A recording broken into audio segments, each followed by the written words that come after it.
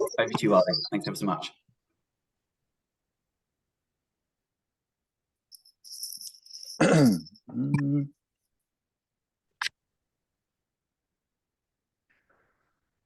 Allahu Akbar, Allahu Akbar. Allahu Akbar, Allahu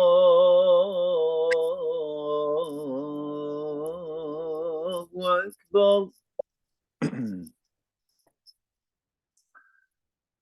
أشهد أن لا إله إلا الله.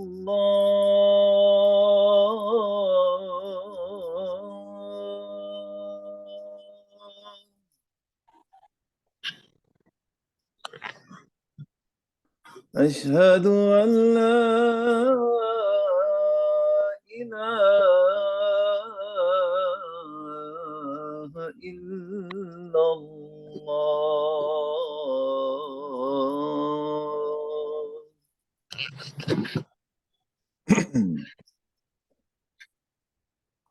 أشهد أن محمد رسول الله.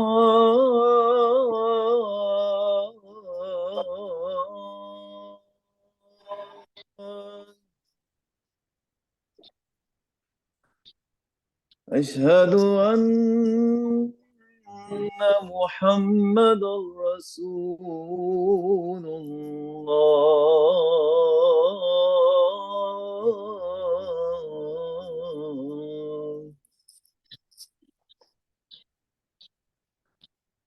حي على الصلاة.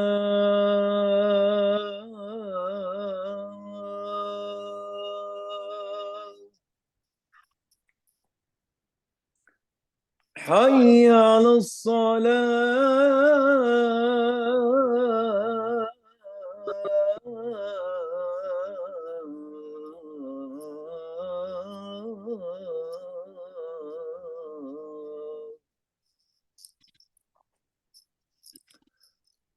حي على الفلاح.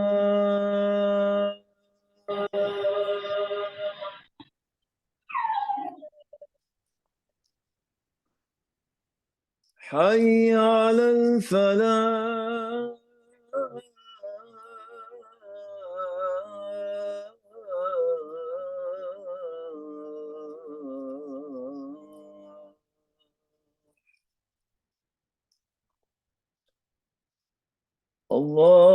الله أكبر،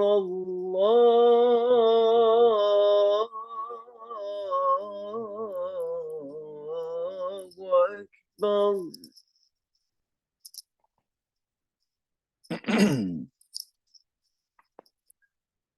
لا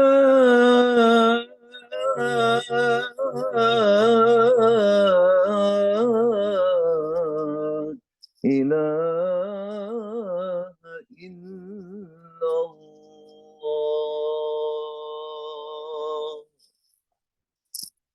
لا إله إلا الله.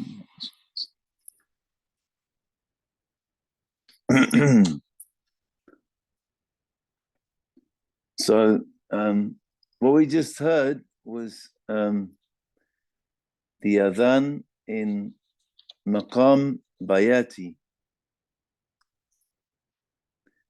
and they use this maqam in Turkey, which actually now, maybe in the past, they had this in other places, but right now Turkey is unique in the fact that each adhan is in a particular maqam. So, and we have the 5 prayers. So we have 5 maqams, and so I just demonstrated the adhan in maqam bayati. So a maqam is a sequence of notes which evokes a particular mood. So maybe the reason why the different maqams were chosen was for the different moods of the day. but also there's another more practical aspect in that the time of prayer can be recognized by the blind people as well, because they will recognize the maqam, and they will know what time the prayer is. They won't be able to see the way that the prayers are known is by the time of the day, by the sunlight, etc. So now I was going to give a kind of short demonstration of the other maqam. So we have, after the dhuhr, or the midday prayer, I've just done chose that maqam because we're still in the midday time of prayer. And then we have the asr prayer, the afternoon prayer. And this is in a maqam which is called rast, which is a very important maqam. They call it like the mother of maqams. And it's for me, it's like homecoming maqam. It's very earthy, it has kind of this weight to it. So we say, Allahu Akbar, Allahu Akbar, Allahu Akbar, Allahu Akbar. أشهد أن لا إله إلا الله أشهد أن لا إله إلا الله. Okay, so it's actually close to the major scale, but it has nothing to do with the major scale, because it has these quarter tones which completely change the mood. So the asr time marks the coming of evening. So this is why I say it's kind of this majestic coming home. And then we have the we have the maghrib, the sunset prayer, and the adhan for sunset is in the maqam sega, which actually means in Persian the third note of the scale. And this is a very short adhan, and in Turkey it's like not so elaborate, and that's because the sunset prayer is usually prayed. Should be prayed at the beginning, just after sunset. That's the best time to pray it. So, and in Turkey they're very strict about that. So they don't they just do a short adhan. And and so we take sigar from the third note of rast.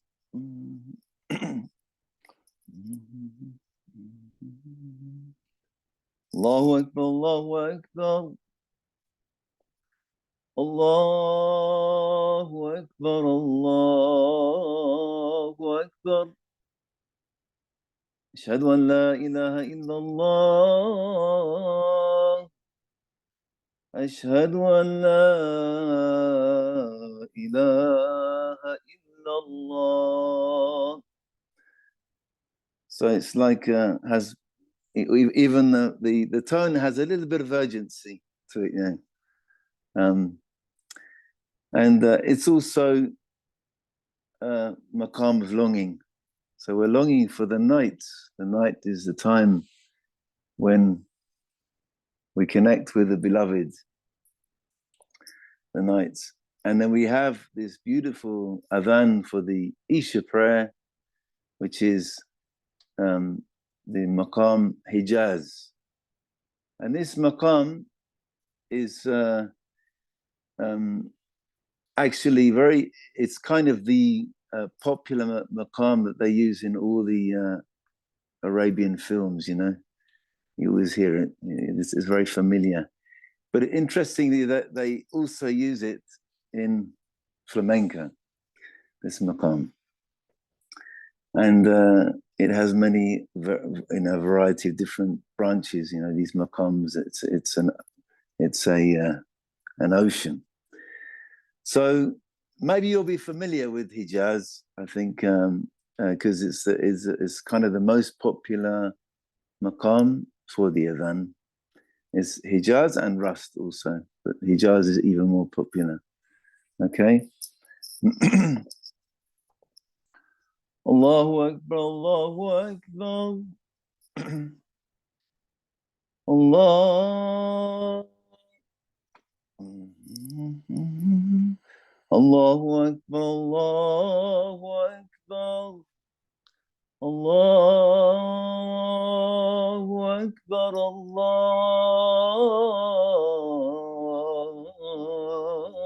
Akbar. أشهد أن لا إله إلا الله.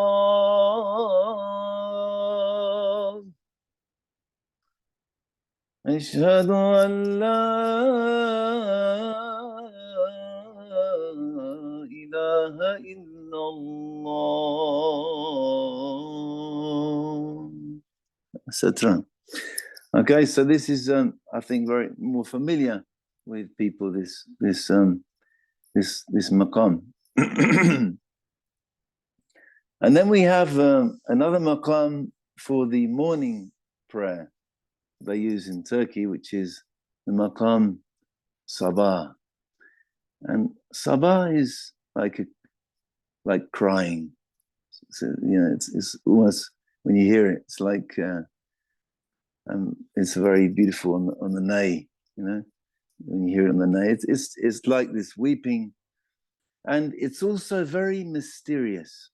I feel it's very mysterious.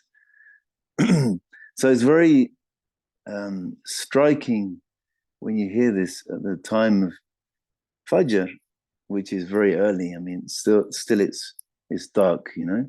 There's a little bit of light, but still it's dark. So you have Allahu Akbar, Allahu Akbar. Allahu Akbar, Allahu Akbar. أشهد أن لا إله إلا الله.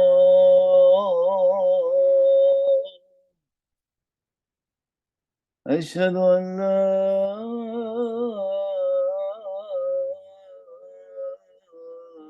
إله إلا الله.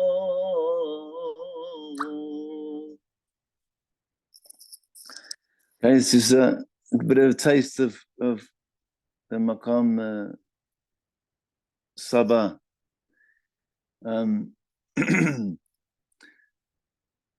And now we're going to go to the west. We're going to go to Maghreb, where if you go to Morocco, it's a different, and Turks, when they go to travel in Morocco, they're horrified, you know. What is this? When they hear the adhan, you know. And the thing is, actually, if you listen to a lot of adhans together, it sounds like a Grand Prix, no? We have a joke about this now. But there is a beauty in the simplicity of the Moroccan adhan. And it's really kind of to the point. Is, you know, no flowery business. You're being told, come to the prayer. It's like so yeah. I don't know if Matt, did you put up the translation anyway, so that people can appreciate the meaning as well of the adhan? But anyway, so I don't actually know how to. I'm going to imitate the Moroccan adhan because there's an art to it. Maybe Muhsin out there, he knows, he's got Moroccan connections. So they it's like Allahu Akbar, Allahu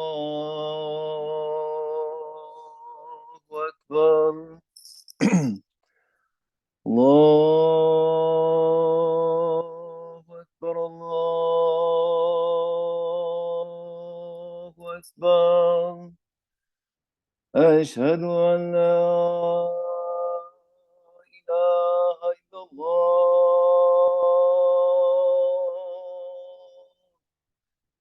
أشهد أن لا إله إلا الله أشهد أن محمد رسول الله. And that's an imitation, so forgive me if I've insulted any Moroccans out there. Okay, but and it kind of has a crescendo, and it's kind of really, it's like a call, it's like a call, and this comes from the Maliki school, where it's actually frowned upon to elaborate.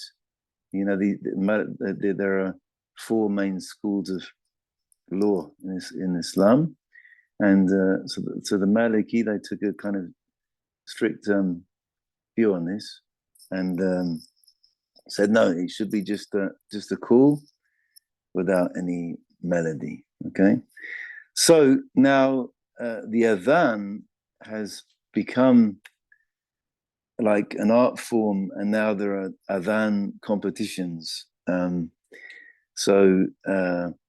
Actually, I've in the links I've shared a link of the Turkish, they win, on all grounds. So you can't beat the Turks when it comes to the adhan. And I've shared a beautiful adhan of a young muezzin. He's called Muhsin Kara. And I don't know how they reach that. They kind of have these incredible, very high voices. I don't know how they get there. But anyway, they train from a young age, and also it's actually if somebody's going to become a muezzin in a mosque in Turkey, they have a test. They have to know their maqams. They have to have a decent voice, which is based on the principles of the call to prayer, actually. So I'm going to talk now a little bit about so anyway, I'm going to talk a bit about the history of the adhan. Okay, so now after the hijrah, after the emigration of the Prophet, peace and blessings be upon him, to Medina, he established the community and the mosque, built the first mosque, and then they didn't know how to call the people to prayer, so the Prophet called the companions and discussed with them how we're going to bring people to the mosque to pray. So then they discussed, the Jews, they have the ram's horn, and then the Christians have the bells, and then the idea was that they would raise a flag, but the Prophet wasn't convinced. He was, I think he wanted something different. But there's another narration that says, it's quite interesting, that he actually ordered somebody to make some bells. So they kind of decided on, so that's another narration. Obviously you have various traditions. And then one of the companions, his name was Abdullah bin Zayd al-Ansari, so he was from Medina, and he had a dream, and in that dream he received the words of the adhan, of the call to prayer, And on another narration, he met the man selling bells, and he said, "Can you sell me those bells?" And he said, "Let me give you something better than these bells." And he taught him the words of the adhan. And then the next day, he went to the Prophet and told him about the dream, and it was accepted, and that's how the adhan started. But then also Omar ibn al-Khattab, who's the second Khalifa of Islam after Abu Bakr, he also had the same dream, but he was shy. He was shy and then when he was told, "Why didn't you say you had the dream?" He had the dream before. He said, "Well, he beat me to it. He was too shy to say it." But I guess he was anxious that it would be approved or not. And so anyway, and also it said that the Prophet on his night journey, the miraculous night journey, in which the 5 prayers were revealed, or the obligation of the 5 prayers was revealed on that journey, in which he went to Jerusalem and then through the 7 heavens to the divine presence. And it said that he also heard the adhan in that time, but he didn't. It was not until that it was revealed in a dream, but he had actually heard the same words of the adhan in the heavens. So that's a bit of background now to the adhan, and it's a great. We have also a very important figure whose name is eternal with the adhan, Sayyidina Bilal. So Sayyidina Bilal was a Abyssinian slave who was being tortured by his master for believing in the one God and not accepting the idols. And then Sayyidina Abu Bakr, the first caliph, came and witnessed him this happening, and he bought him. He freed him, and he paid a huge sum of gold. And then the master said, "Don't you regret, paying all this gold for this, slave, this black slave, And he said that if you had asked for even the double amount of gold, I would have paid it. And Sayyidina Bilal had a beautiful voice, so he was chosen as the first one to call the prayer, and he actually called in the future. Later, he was to call the adhan from the top of the Kaaba. If anyone's seen the Message, a very beautiful film about the life of the Prophet,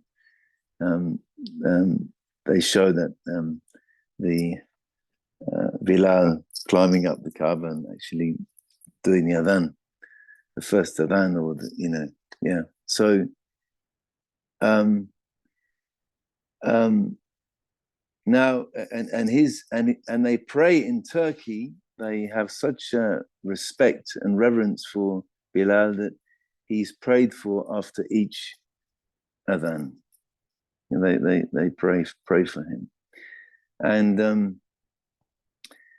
there are many traditions, hadiths, about the great status of the muezzin, the one who calls to prayer. Even there's beautiful hadiths about the one who, on his own, it's the shepherd who calls, makes the adhan, with nobody around, just on his own, saying that everything that hears that adhan will bear witness for him, on the day of resurrection. So that's just one of many hadiths that on the day of judgment the muezzins will have long necks. They will stand out.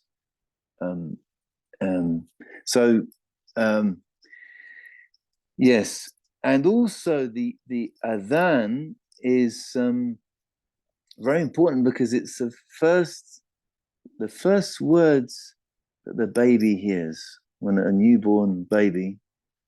Anyone who watches Ertugrul, this is a Turkish series that's become very popular, even among non-Muslims, So the first thing that so when the baby is born, the tradition is to call the adhan in the right ear, and the second adhan in the left ear, which is the iqama, which is the adhan which is made for the when the prayers begun. So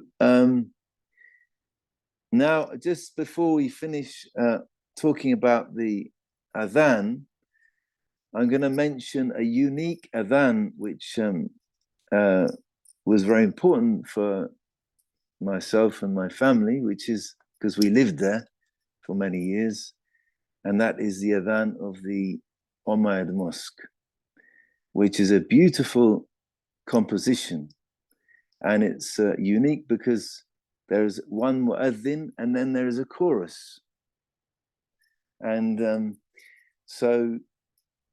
it was composed several hundred years ago. In fact, it was composed, I believe, by a great saint and poet, also musician, great scholar, polymath, we say, Sheikh Abdul Ghani al-Nabulsi. This is what I heard. Matt, if you could bring that recording up and we can have a listen to it. It actually is not so great quality, but can you see that now, Ali? Yeah. Yep, good. If you mute yourself, then there'll be no feedback, and then just unmute and tell me to turn it off. Yeah. Yeah. Let me see if I can do that. Yes. Wait. Yeah.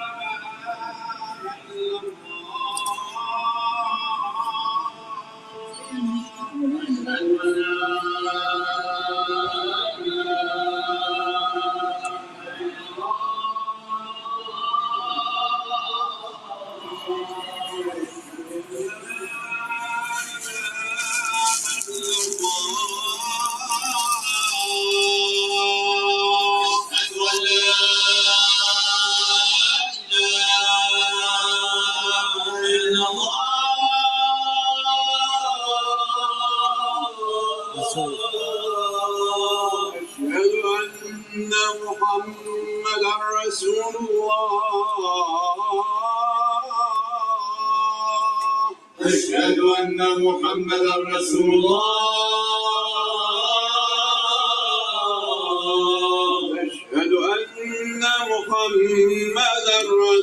الله أشهد أن محمدا رسول الله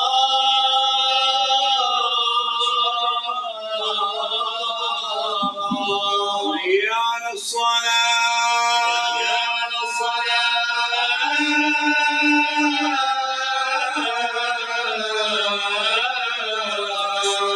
حي على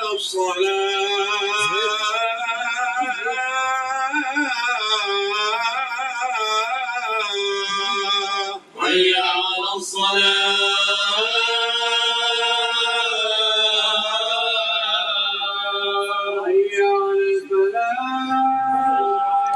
Okay. Right.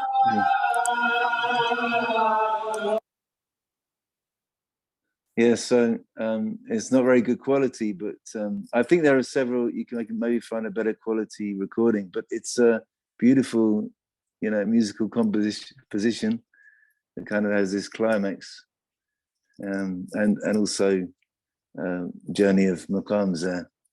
So that's unique, and we actually lived very close to the Umayyad Mosque, and the huge courtyard was the playground of my kids. My first two boys were born there, so has very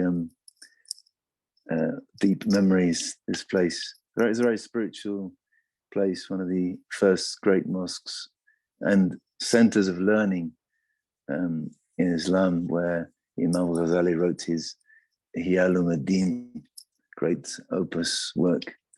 So we're going to now move to, because time is going on, we're going to move to the section on the Quran recitation. And I'm going to recite an ayah of the Quran. And I'm going to recite it in actually another mode, a Maghribi mode, which is originally from Al-Andalus, called Ram al-Maya.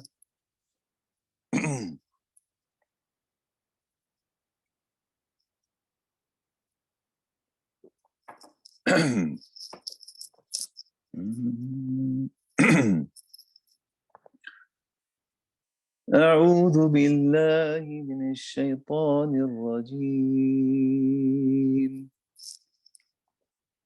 بسم الله الرحمن الرحيم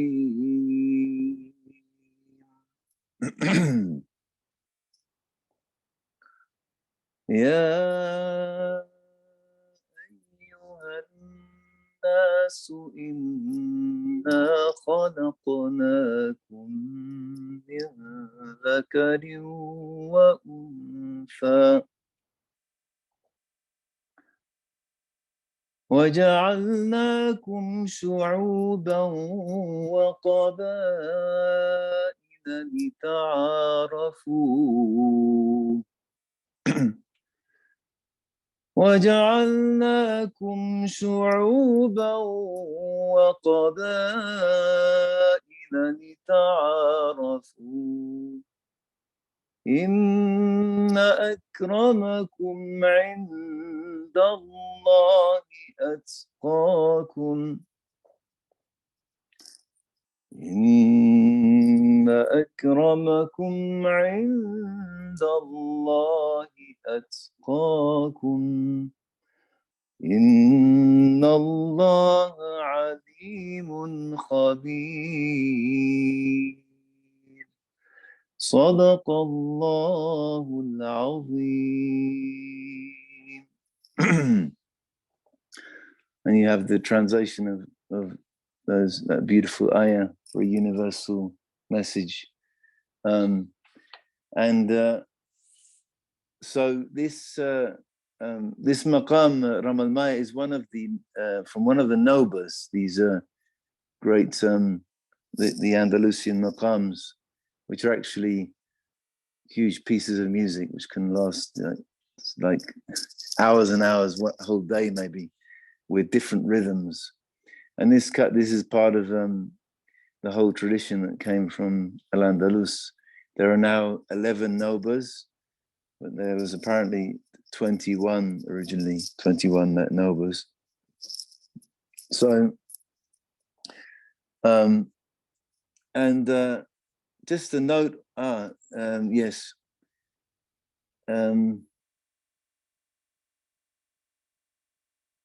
Okay, so we're going to now do a historical overview of the whole of the art of the recitation of the Holy Quran. So I'm going to ask Matt if you could share the chain of transmission. You see that there, Ali? Everybody? It's a little bit blurry. Yeah? Oh, is it? That's okay. Yeah. If if you can just zoom up, and then we can scroll down as well. There you go. So this is we're gonna zoom in, but this is an ijaza of an American girl who memorized Quran and got an ijaza from Damascus, and it's a very similar chain of transmission. So a chain of transmission goes back to from today through teacher by teacher, going back to the Prophet Muhammad. So this is a chain of transmission, and you have this in all the sciences, not just tajweed. Huh? So, and essentially, the Quran is, primarily an oral tradition. The Prophet, the first, the Prophet, and this is one of the great miracles of the Prophet, was that he was unlettered. He was illiterate. He couldn't read or write, and yet he received the greatest work of eloquence. And the great pride of the Arabs was their poetry, and yet the Prophet was not a poet, but he brought something which surpassed the greatest poets. And for many of them, it was those who didn't believe. They accused him of being a sorcerer. No? So he received from the angel Gabriel, the angel of revelation, he received the Quran, and then he transmitted it to the companions. Some of them could, they could read and write, and so they recorded it on bones and parchments, and in whatever way they could. But still, it was primarily an oral culture, and they memorized their whole genealogy. They had the incredible memory, and this great memory they had because they didn't have any distractions. They were talking about the desert, Arabia. Very simple civilization, tribal people who were just, recently settled in very, very small cities. So, but they had this incredible memory, which was then put to the service of the memorizing the Holy Quran. So. But we're gonna zoom in to the beginning of the chain of transmission. So the Lord of Majesty, the angel Gabriel, Prophet Muhammad, and then you have the companions. Okay, so the very important companions were Abdullah bin Mas'ud, Ali bin Abi Talib, Uthman ibn Affan, Zayd ibn Thabit, Ubay bin Ka'b. So these were the some of the great reciters and scholars of the Quran. And then it continued. I'm going to point out something which is very interesting. Number 9, could you also zoom in on number 9 and any more? Is it possible to zoom in? Okay, but going to the right. Okay, we have 2 names here because there are 2 transmissions, i.e. the 2 people received from the same sheikh, and then transmitted. So we have here Al-Dani. This is at 1052. Abu Amr Uthman ibn Sa'd al-Dani. So al-Dani is from Denia, which is in near Alicante. Okay, al-Dani means from Denia, and is actually Dani means low because it's kind of a lowland, like a plain. So and And then we have going down, so a very important figure, that's number 12, just because you go down to Al-Qasim ibn Firru al-Shatibi. That's the one, thank you. Okay, so he's very, very important from Shatiba, again, near Alicante, between Alicante and,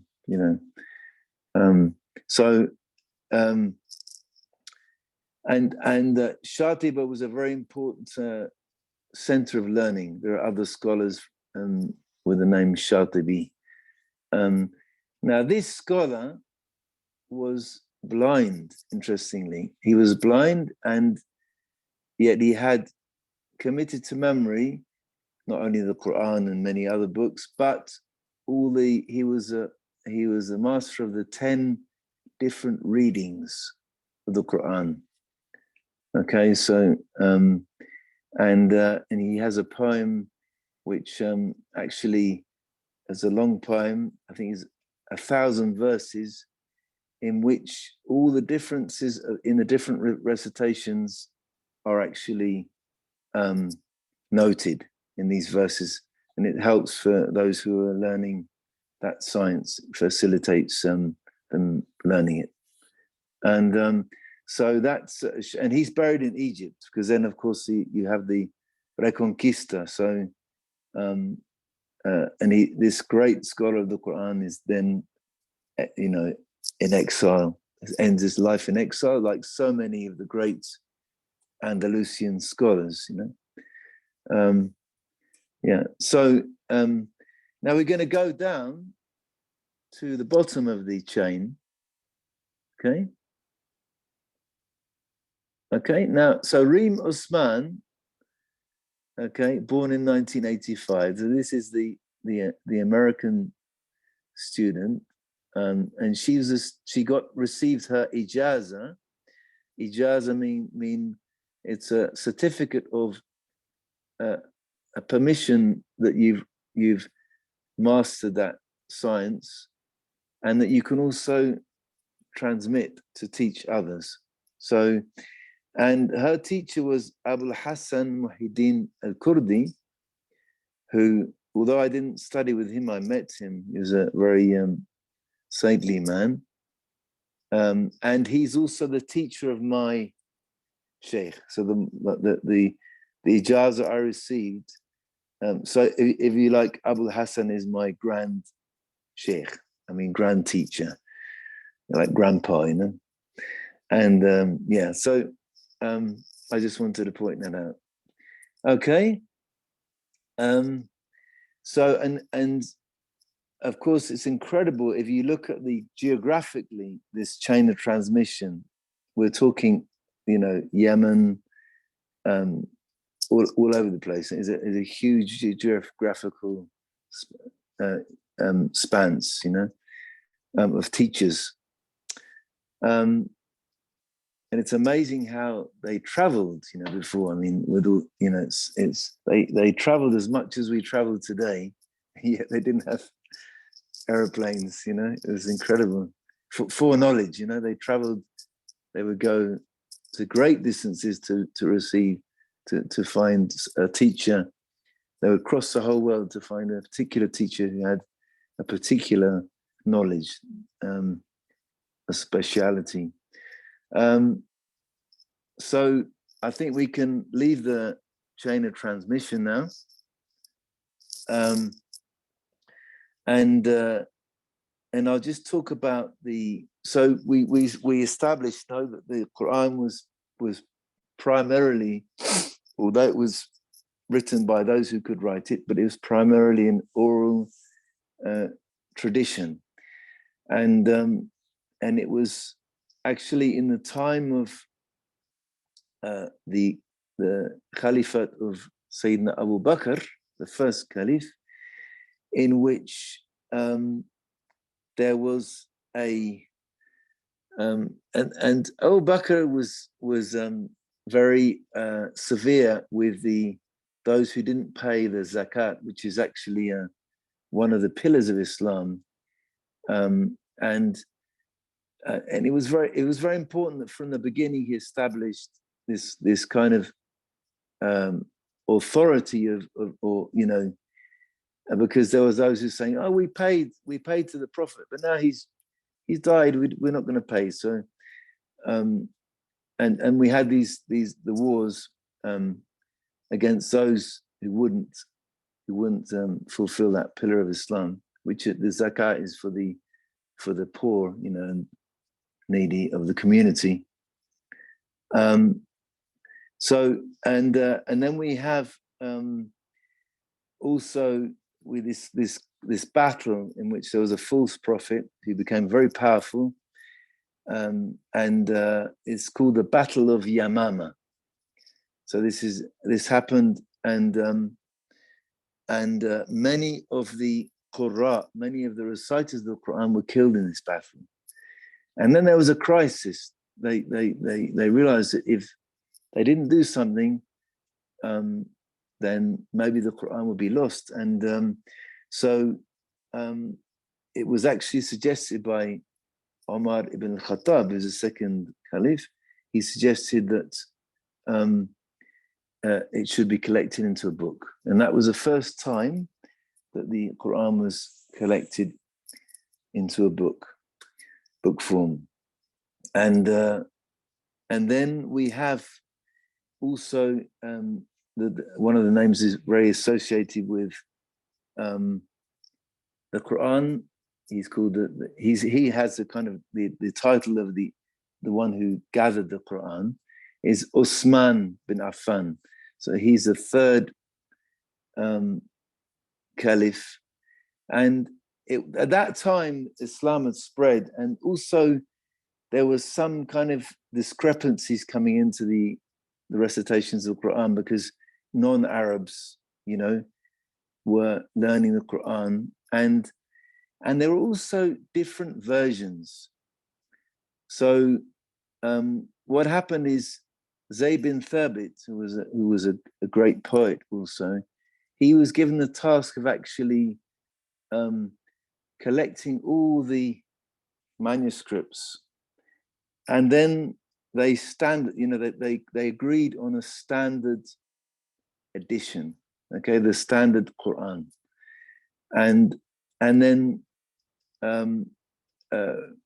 according to the most the most reliable recitations, so that which was completely agreed upon, and then they wrote I think it was 7, or I can't remember the number, but they wrote several copies of this Quran, and this is the Uthmani Quran which we have today.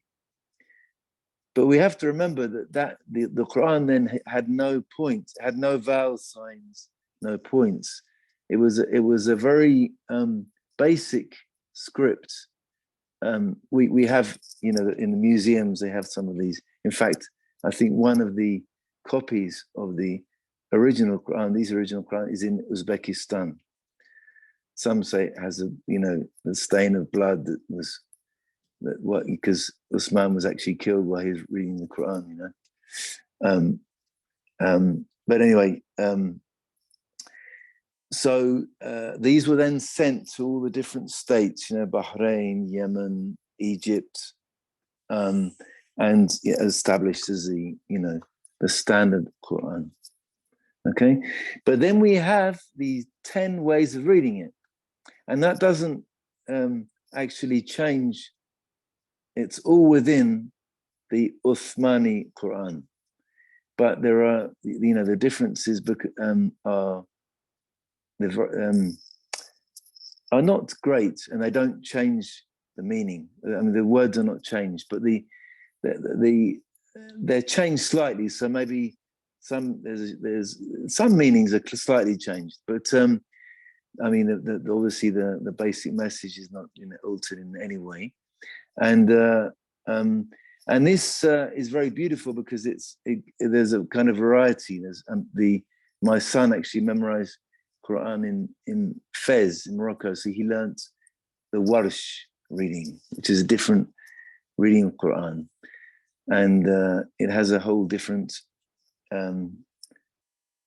rhythm and the prolongations are different. There are it's noticeable differences. I mean, obviously, to somebody who's not familiar with the Quran, it will probably sound the same. But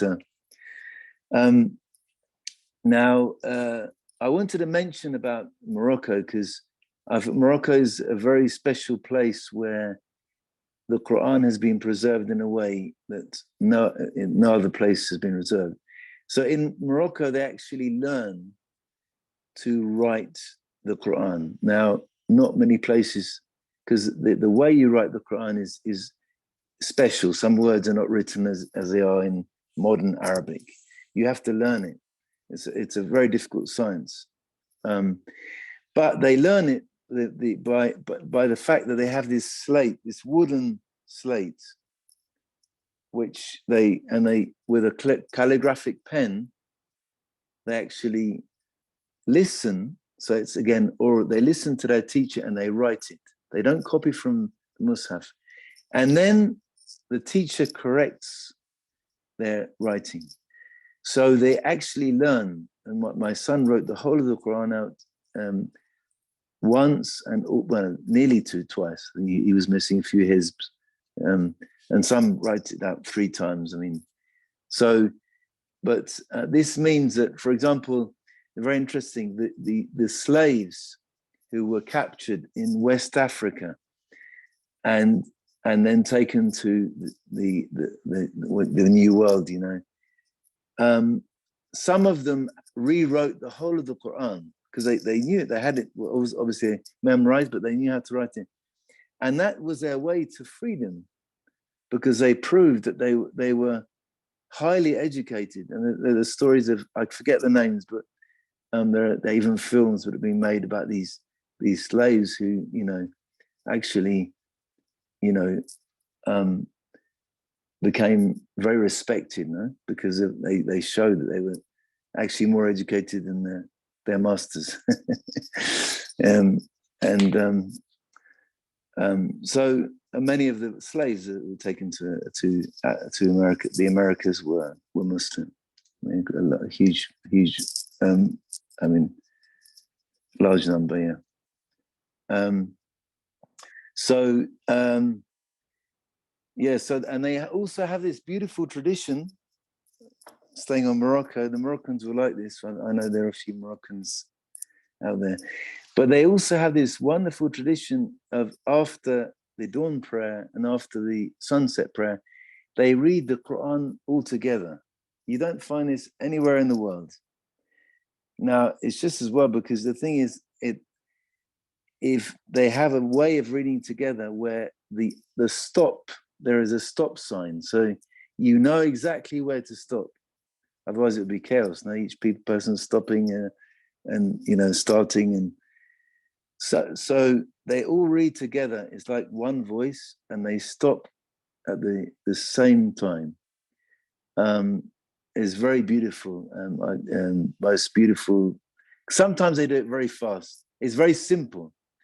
Bismillahir Rahmanir Rahim. Alhamdulillahi Rabbil Alameen. Ar-Rahmanir Rahim. Maliki Yawmiddin. Iyyaka na'budu wa iyyaka nasta'in. So they have this kind of, it has a kind of rhythm to it. But many people just memorize the Quran just from going to the mosque. They've already, by the end of their lives, they've memorized the Quran just by hearing it so many times, you know. So it's a beautiful tradition. But in the Qarawiyin, they do it like they take time over it. It's not so. Sometimes it's a bit rushed, you know. But the Qarawiyin is very beautiful how they do it.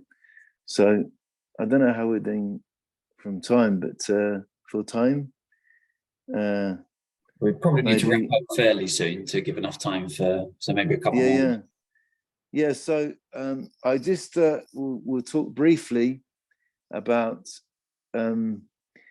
the different styles of, like, melodic styles of reciting the Quran, and there are so many. And this obviously reflects, and this has nothing to do with the readings.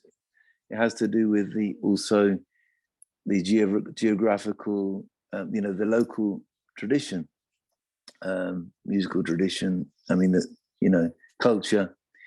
So, and there's no set way. Although the kind of the recitation as of the Quran kind of very developed as an art nowhere like in Egypt. So in Egypt you have the most famous Quran reciters. Probably the most famous is Sheikh Abdul Basit Abdul Samad. And it's very interesting that some of these reciters are actually not from the city. They're from the countryside, Said. And yet they became the greatest reciters and imitated, by reciters across the world, And that's kind of the most popular. It's a bit tiring. I find it tiring because everyone wants to recite like them, and it kind of also means that the other styles are not heard so much, But these styles of recitation are very much within the maqam system that we were talking about, the 7 main maqams. So the same the maqams that we were, with the adhan, they use these maqams for reciting Quran. And the thing is that there's a whole palette of, I call it the palette, like a painter, of maqams, and these maqams fit the different meanings. So for me, the melody of which comes from the Quran should come from the meaning. Obviously, if you don't understand the Arabic, then it's difficult. But if you do understand, it should come out of the meaning. It shouldn't be kind of something which is decorated on top, which has nothing to do with the sentiment or what was being said. So,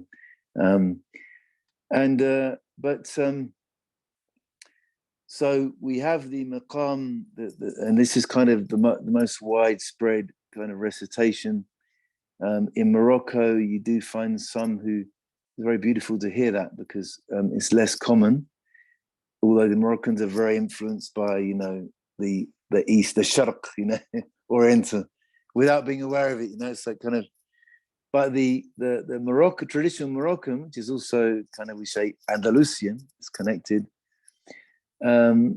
is a completely different. I tried to do, I did a recitation to kind of in one of the maqams or the Noba, but so this is it has another color to it, which is very beautiful.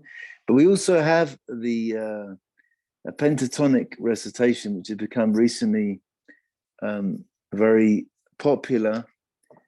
A great Qari very tragically killed recently in a car accident with his students. He was in his 40s. His name is Sheikh Nooreen Muhammad Siddiq. So there are many videos on YouTube. I've actually shared, I've prepared a whole page of links, which Matthew will be sending out to you. And I've included one of his videos, beautiful recitation. And it's, it's like pentatonic,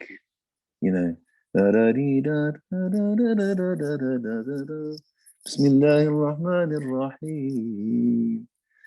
I was, that was more.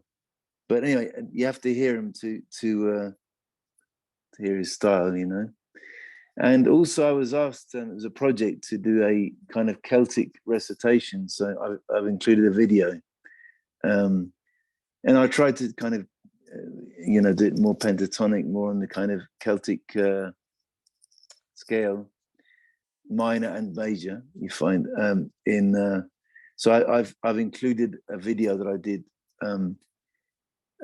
for that as well as a project. So many people say, "Oh, why don't you recite in that way?" And I say that I don't like to think about, when I recite, I don't kind of sometimes I may recite in that way, but it would depends. I don't like to force it, you know. So anyway, but I think I've said enough now, really. So we have these.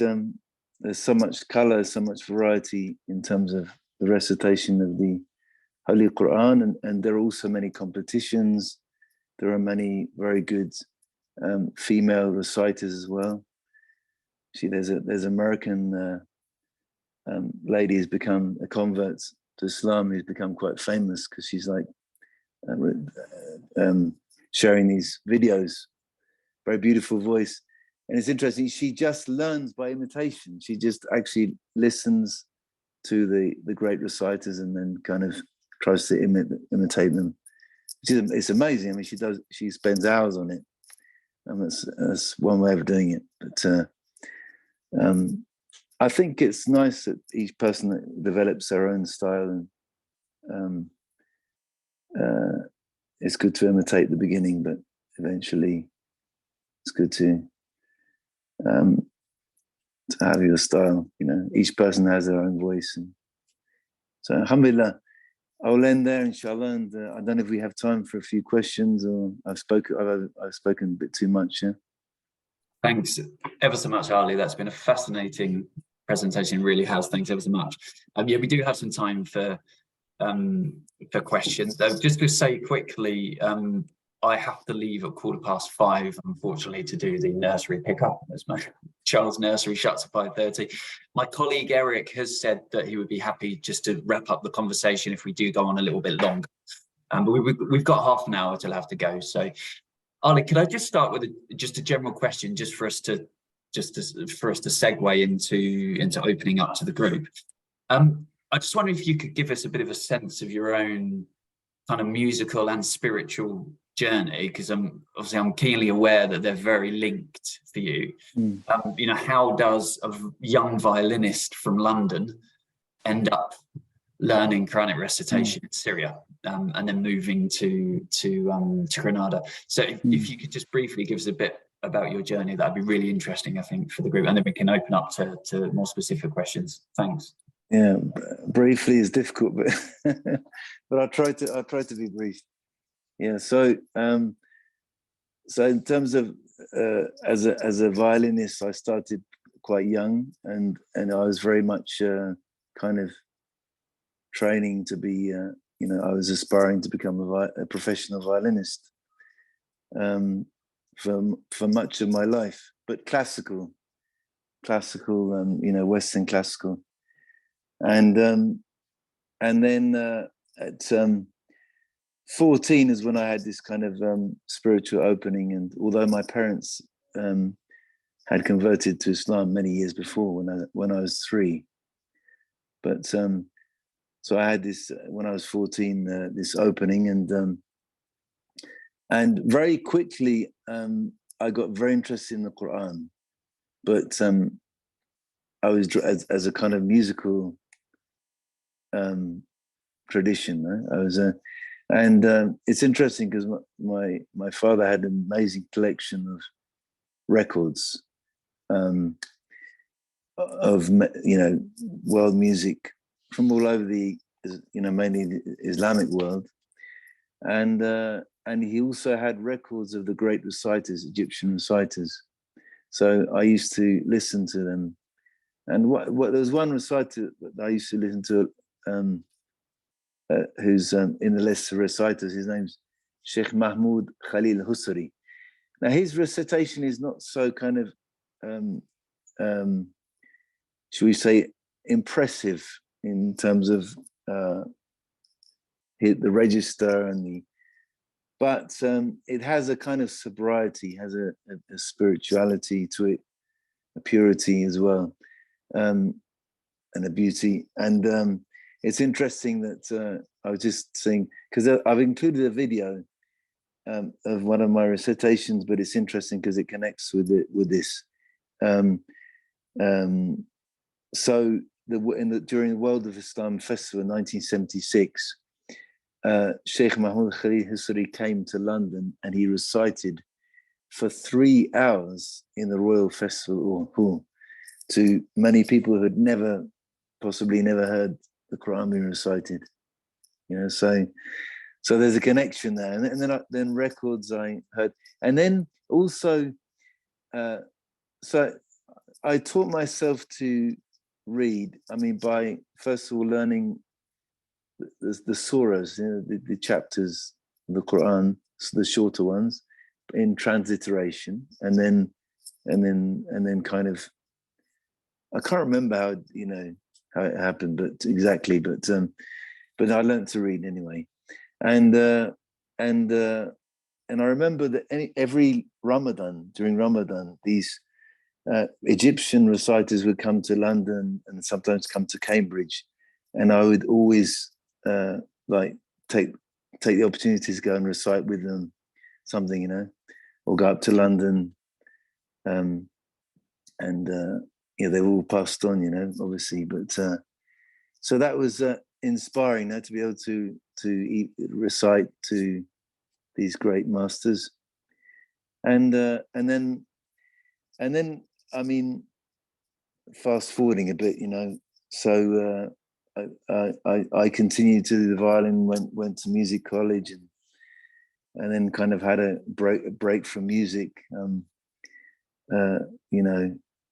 I met the kind of Muslims who are more kind of against music, so you have this, and I actually gave up music for a time, and then I went to Damascus to learn Arabic and the Islamic sciences, and that's where I kind of got into the maqam, and kind of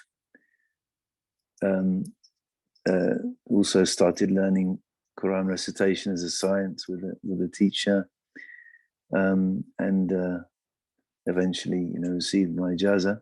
But and then it was very interesting because I'd always learnt music by notes, and I remember the first time the feeling of trying to improvise, like breaking out of that, which is very difficult, it's like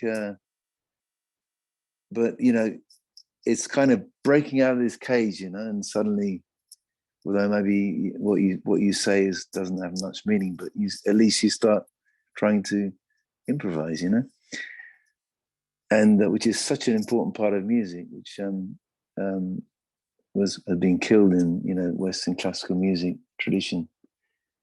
But anyway, but I must mention, I had an opening on to another. So I had my Western musical classical background, but also my father actually came to Islam through a sitarist, an Indian sitar, a great master of the sitar, Ustad Mahmoud Mirza, who's a very close friend of the family till today. But he was the one who introduced my parents, who were kind of seeking other ways, in the 60s, in that kind of the revolution.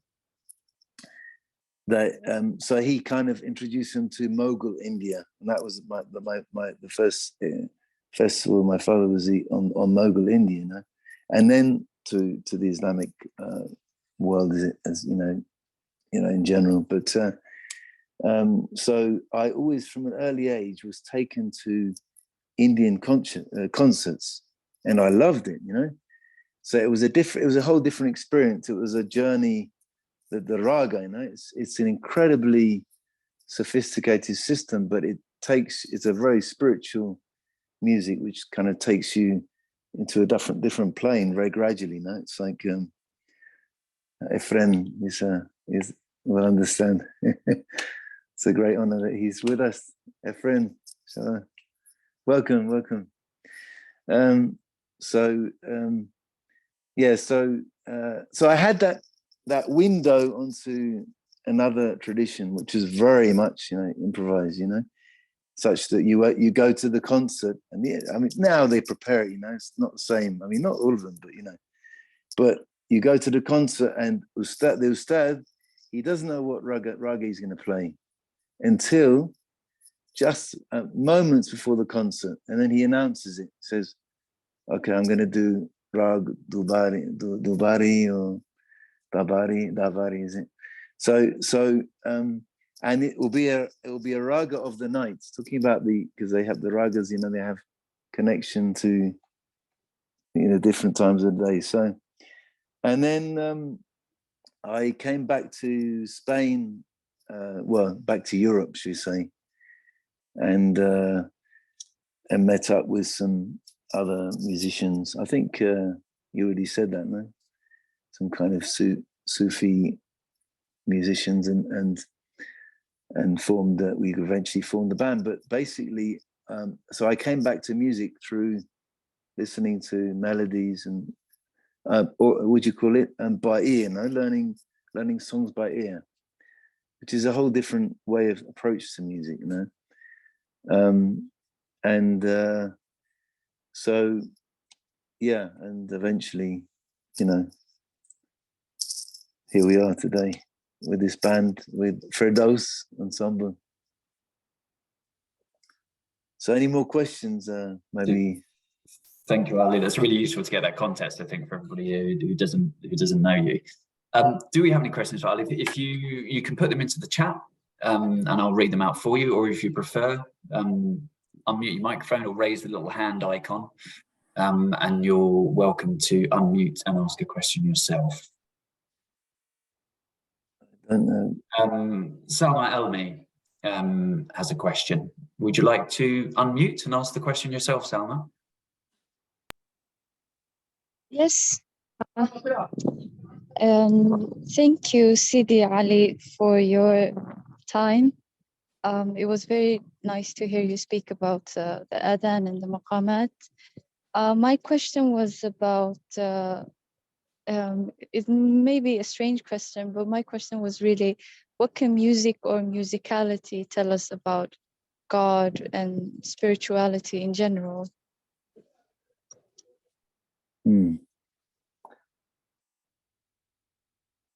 That's a very profound question. Yeah, so I mean, the whole cosmos is melody and rhythm, and the manifestation of divine beauty, majesty in all its forms. So, and the power of music is that it goes direct. I mean, the other arts, they go through your mind first, through the eyes and your mind, but music has a kind of more direct impact on our souls, you know, and you know, just hearing the blackbird, or, you know, the rhythm of the waves, you know, everything is so. But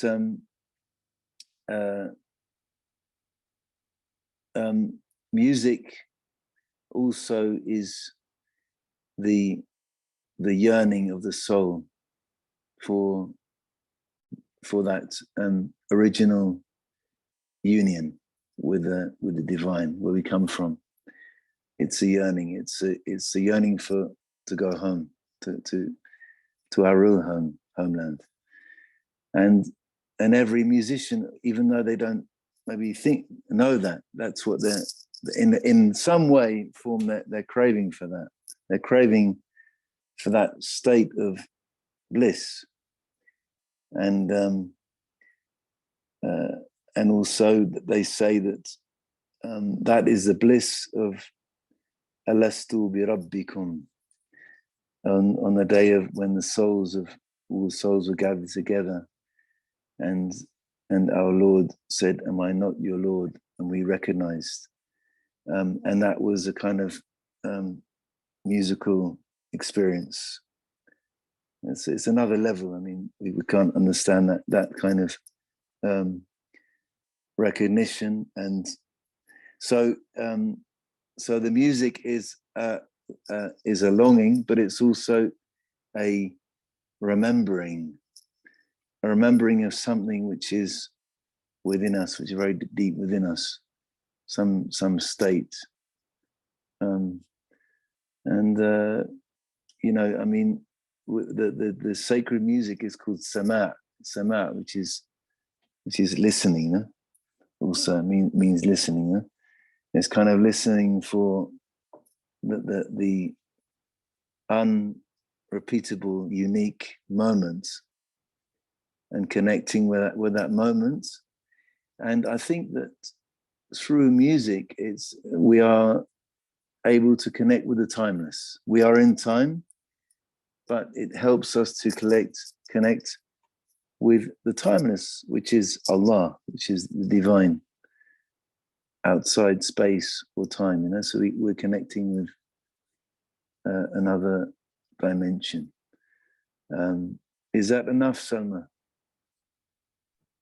Yes, thank you. Otherwise, we're going to get a bit Ali. lost. Yes, I know this is something one can talk a lot about. Yeah. Perhaps if I can add another question is, are there like traditional texts or treaties that go into, in Arabic or English or in any other language that go into the kind of theoretical aspect or theological aspect of music that you can recommend for reading?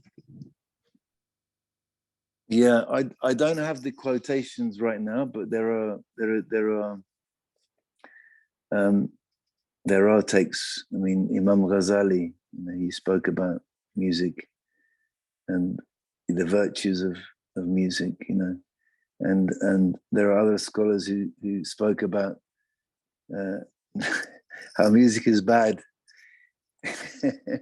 There's a lot of, it's a very controversial issue. Also, Sheikh Muhyiddin ibn Arabi talks about, in terms of the, music as cosmological, he talks about that, so that aspect.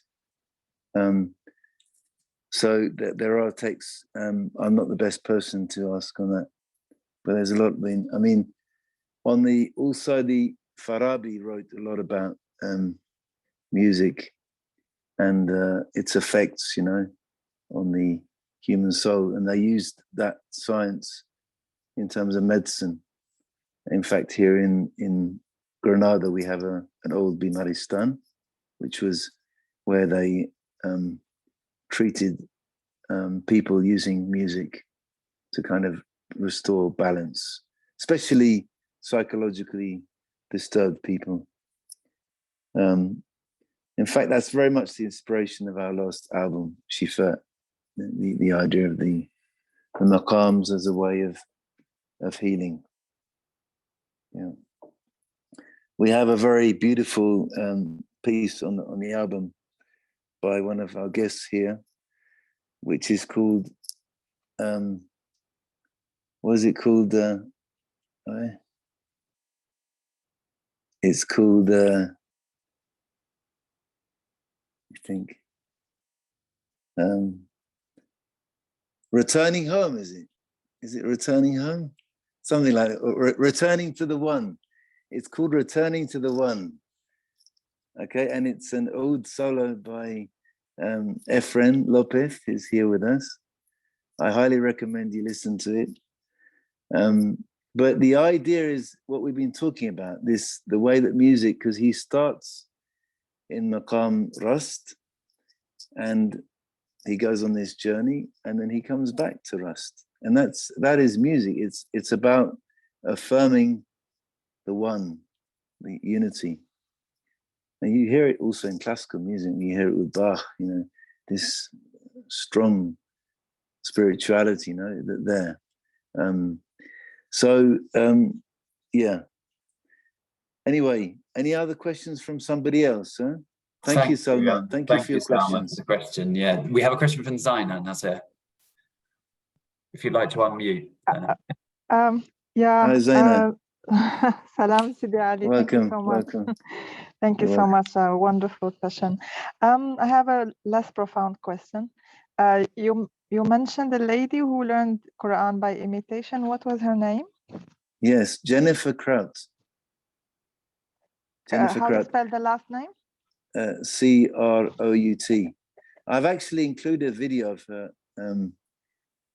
in the list of links. Jennifer Kraut. Yeah. Oh, fantastic. Okay, because I'm trying to do that with Sheikh Mashail Afasi. I'm trying to learn, but not following regulations, but just learning by imitation, which I'm doing well.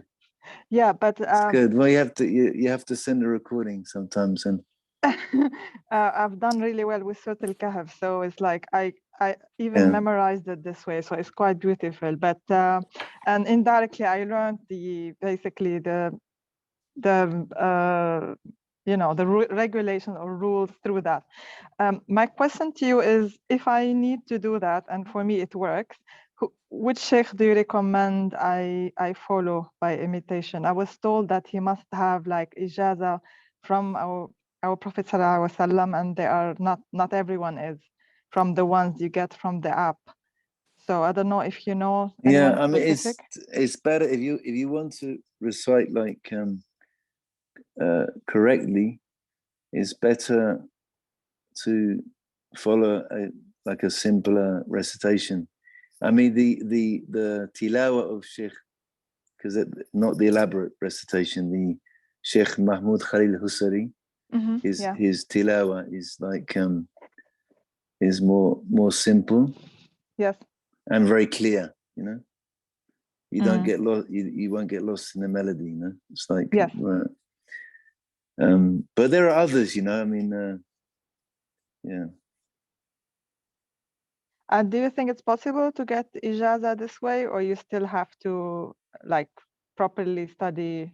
Okay, I mean, I have an ijaza, like call it the an easy ijaza, because I didn't actually memorize the Quran, but I read the Quran through with a teacher, and so usually, I mean, before you had to memorize the Quran, but you at least have to read through the Quran once with a teacher, the whole Quran, and before that, before starting to read, I'd already read like other sections before kind of training. So when you start the recitation of the Holy Quran, you need to have a certain level, you know, of a mastery of the rules, and then basically as you go through the Quran, actually Nur Huda is reading through. We've got through halfway, and so you polish, you know, as you go through the Quran, and there are obviously there are points there that come up, you know, special verses that you need to be careful of, some special rules as well. But so you need to find a teacher and recite the whole Quran at least, and then there are some sheikhs who will give you an ijazah, others will say, no, you have to memorize the Quran. Okay. And when you're doing the recitation, like when there is a stop for sujood, do you have to do sujood every time, or can you not?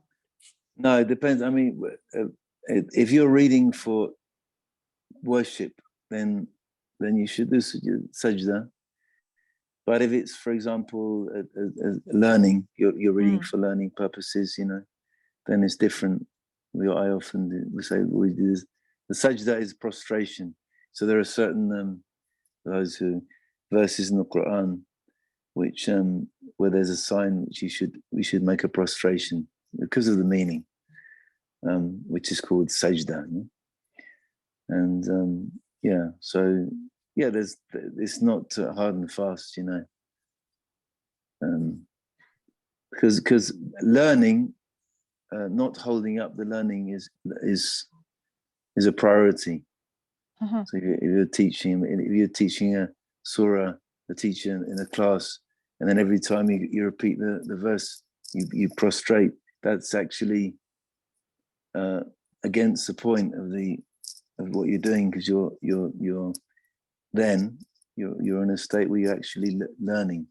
So the sajda is not important there. Okay. So it depends on the situation. Yeah. Thank you so much. Thank you. No problem. Thank you, Zain, for the question. So we have one question in the chat from Efren, and then we have a question from Anne Rasmussen. So Efren has asked, who gives one this permission or license to teach the Holy Quran recitation that you mentioned? Right. So my teacher, for example, was authorized by, he actually has two people. He received the ijazah from two people, two sheikhs, who actually, one of them I read the Fatiha with.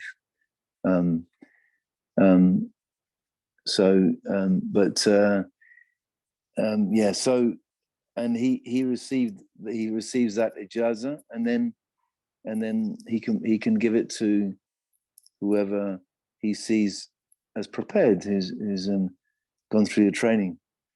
And I actually received my ijazah in Cambridge. It's interesting because my teacher was during Ramadan, he was actually spending a month in Cambridge, so very prestigious place now.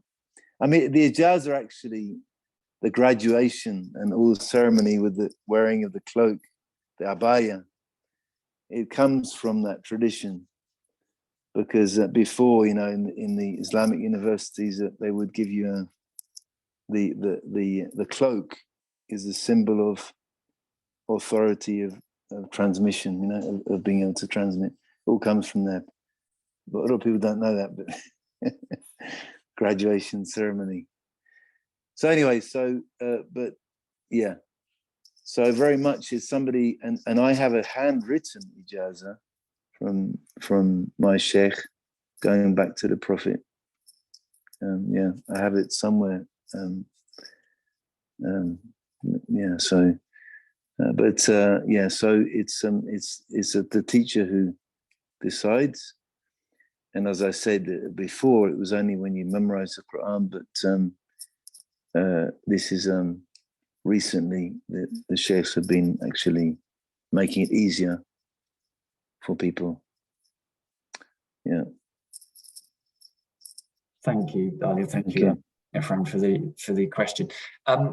Before we move on to Anne Rasmussen's question, if you don't mind, I just want to say a couple of announcements so that I can then pass over to Eric, who will just finish off the session while I run off and get my daughter. And my sincere apologies that I need to do this, but I thought we'd be sort of wrapped up by now, but it's great to have the conversation carrying on.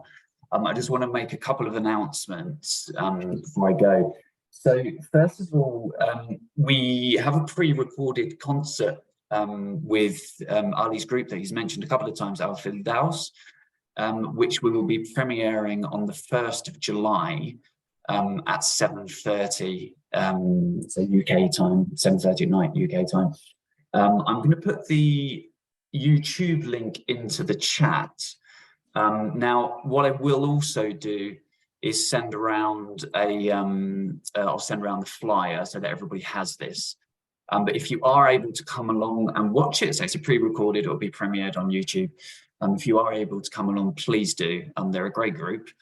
And you'll see a different side to Ali's musicality now intersects with his spirituality. So that's the first announcement to make. The second is, as I've mentioned, I will be sending around all the links that Ali's mentioned. There'll be a document of various links to YouTube videos that Ali would like you to look at if you get the opportunity of various different reciters.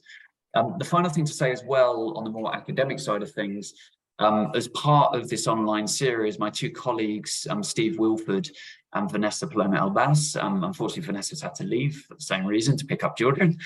They are co-editing a volume of chapters that arises from this online series. So it's under contract. It will be coming out with Oxford University Press. It's probably going to take another year or two, I think, until it hits the shelves. But do keep your eyes out for that book, and it will be titled, so, Sonic Conversations in the Western Mediterranean. That's enough from me. Ali, thank you ever so much. I'm going to make Eric host, and I'm going to pass over to Anne for her question. Thank you ever so much. And as I'll leave in a couple of minutes. So thank you. Thank you very much. Yeah. And yeah, thank you for this series, Musical Encounters. I've been following it and so happy to receive the emails. And Ustaz Ali, it's very nice to see you in person. I've known of your ensemble, and I'm also an ensemble director and performer, but I've been a scholar of the culture of Quranic recitation in Indonesia for about 20 years, right? So I published a book about a decade ago called Women, the Recited Quran and Islamic Music in Indonesia. And Indonesia, as the country with the largest Muslim population in the whole world, has a huge number of reciters and a very thick, deep, active culture of Quranic recitation, from the very amateur level of people just pursuing it to a whole series of competitions at the village, regional, city, national, and international level. And one of the things that's interesting to me in Indonesia is the issue of melody. And I really like the way that you as a musician can articulate things about melody that sometimes reciters can't. They may be absolutely beautiful reciters in Mujawid style of recitation, but they don't necessarily have the terminology to talk about maqam. And so in terms of local styles of recitation in Indonesia, I mean, obviously they exist, right? There wasn't always radio, there wasn't always phone apps and everything. But there have been some really interesting political debates recently because of populism, because of hardline or right-wing Islamic groups, that say, oh, you can only do it this way, and you have to do it this Arab way, and you have to do it in the time of the Prophet. So therefore, don't do anything local, or, just very rigid interpretation. Yet at the same time, as a musician myself with ears, I hear the styles changing, with the winds, including a kind of a very, not very Egyptian, but a kind of more sing-songy style, and kind of the fashion of sort of boy bands, not the traditional Indonesian. So I'm just wondering if well, first of all, two questions. That was a long preamble, sorry. But two questions. One, the reciters that you work with, are they aware at all of what's happening in the recitation world in Asia and Southeast Asia beyond sort of the Arab world and Middle East? And then second, have you run into people who would say like, oh my gosh, this is totally haram if you do recitation like in a Celtic style or No, or whatever? I haven't. Just hearing about that. I haven't actually run into that problem of in terms of melodic recitation. I'm actually very critical of the Quran, which is sung, or would you say recited in a sing-song, because I feel that the Quran has this sobriety, this solemnity, and it shouldn't be like a song. So it should never be like a song, But having said that, I'll be very interested to. I wonder